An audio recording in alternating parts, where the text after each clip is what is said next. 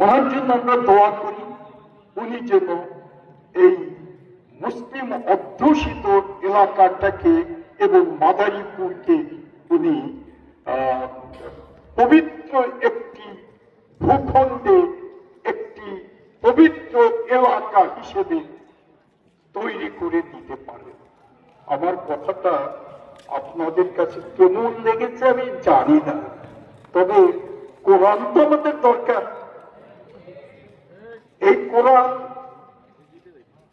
এই কোরআন জানার জন্য, এই কোরআন মানার জন্য, তার জন্য একজন